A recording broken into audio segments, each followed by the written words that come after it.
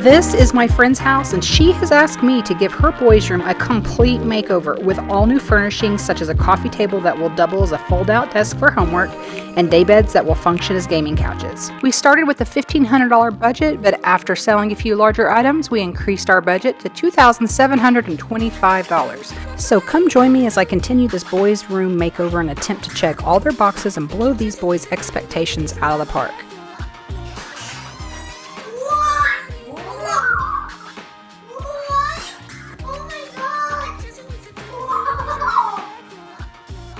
It's day 2 of the makeover, and we just wrapped up the last bit of prepping and painting before we could begin placing the panels on the wall. We sent Michael to Lowe's that morning to pick up the brick panels so we could get started that afternoon. And without wasting any time, we jumped right in and began cutting the panels to fit. I wanted to give this room a more industrial modern feel without a ton of decor, so these brick panels would be the main dynamic wow factor for this design. I measured the wall to see exactly where I would need to cut my opening for the outlet. Then I used the measurements to mark where I needed to make my cuts for the opening. At under $50 a panel, this is a very cost-effective way to create an accent wall for a fraction of the cost. I'm just using my drill to make holes in each corner of the measurements to create space for my jigsaw blade. The holes create a space in the corner which makes turning much easier. Now I'm just cutting out the small bricks on each side to make hiding the seam easier. You probably noticed that the first panel doesn't have the notches cut out. Well, I got a bit too antsy to get the panels on the wall, I think. I cut the hole for the electrical outlet and forgot to cut the side bricks, and by the time I noticed, I had already used my brad nailer to secure it to the wall, and of course I also used liquid nails underneath to help secure it, so I was really afraid I would mess up the wall if I tried to take it off at this point. So I left it. It caused me many problems later trying to hide that seam. Hindsight, I really wish I had thought to use my multi-tool to go back and cut them out while they were on the wall.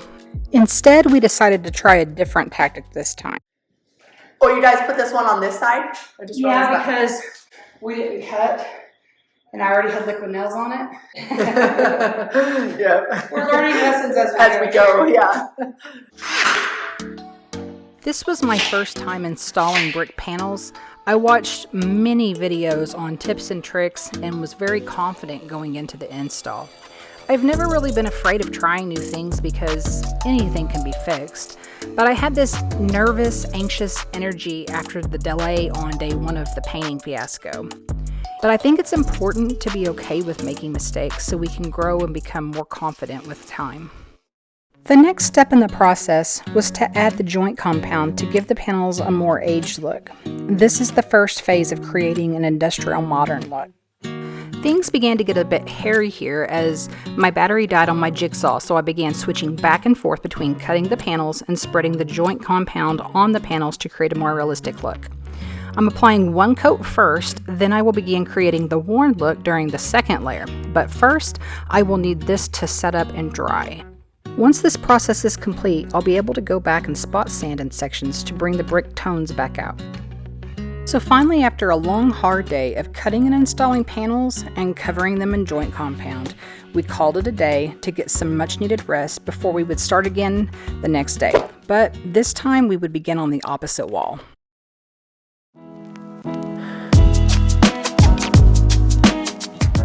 Good morning! Of course, every morning for me is a good morning when it starts with a latte macchiato, but on this particular morning, it would require 2. I finished up a few tasks, then got in the car to get the day started. But they just opened a Starbucks at the entrance to her housing addition.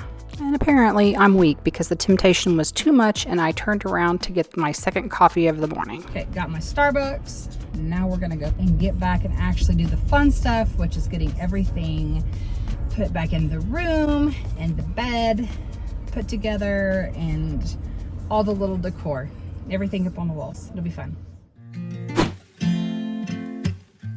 I'm beginning this morning by applying my second coat of joint compound. This time I'm only applying it sporadically with a heavier coat to create a more industrial modern feel. After finishing the second coat of joint compound on the wall, I was ready to move on to cutting the rest of the panels for the opposite wall. Ow! I realized that it was easier to make the 2 side cuts on the small bricks and just snap them off rather than trying to cut them out completely with the jigsaw. Now I'm just going to apply some liquid nails before we get ready to place this last panel up on the wall.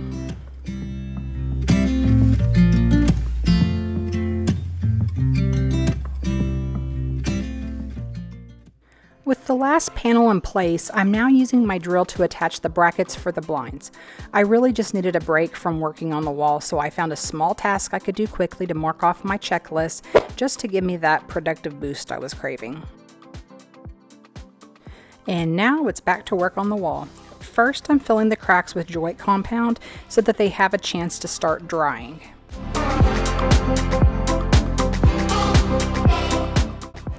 Next, I'm going over the whole wall with 1 coat of joint compound, applying it thicker in some spots and thinner in others, just to give it a more authentic look.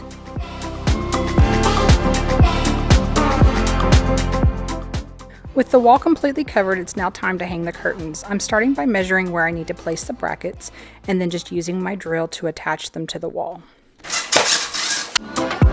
With the brackets now in place, I'm just adding the rods. This is my first time installing rods for a bay window, but surprisingly it was pretty easy.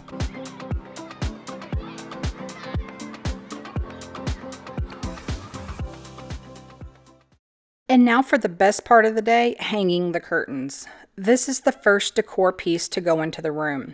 Why am I hanging them now, you ask? Well, really just because I couldn't wait. I was so antsy to get something that was decorated in this room.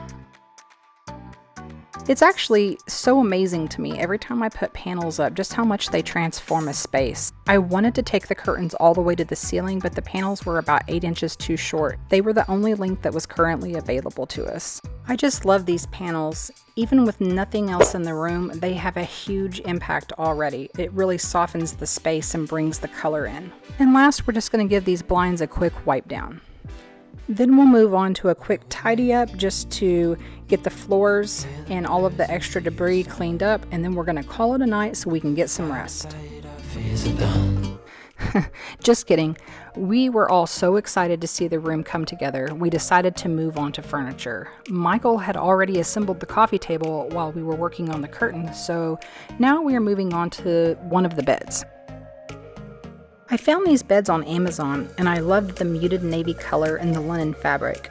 They also had a nice modern look. We paid $261 per bed and $93 per mattress, which was a great deal. The idea for these beds is that they will double as gaming couches with plenty of seating. The coffee table folds open to a large desktop, so each boy will be able to sit at their beds and do their homework as well. And finally, at 3 a.m., we were finished assembling the bed and decided to call it a night. It was a very long day, but we were all so excited to see how much progress we had made.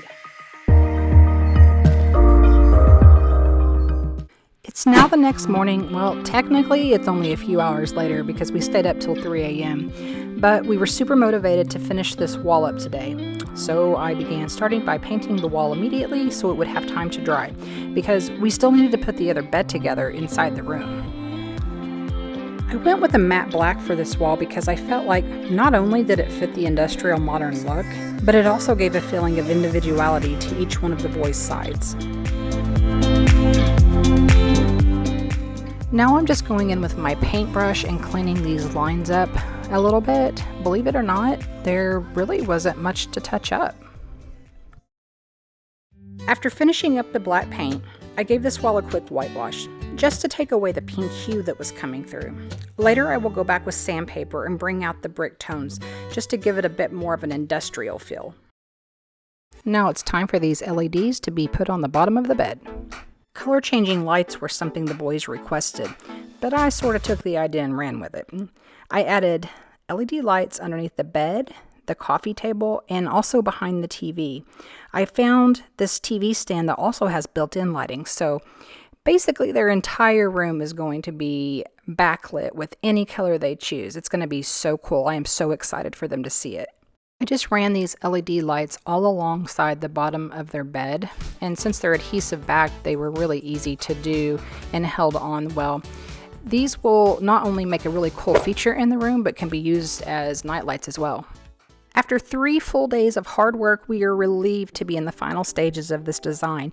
I couldn't be happier with the progress and absolutely cannot wait to add all the finishing touches. Next week, we begin finishing this room by adding custom touches and complete the space with a highly exciting reveal for the boys. What? Oh my god! So join me next week as we wrap up this boys' room makeover and reveal it to some very eager boys.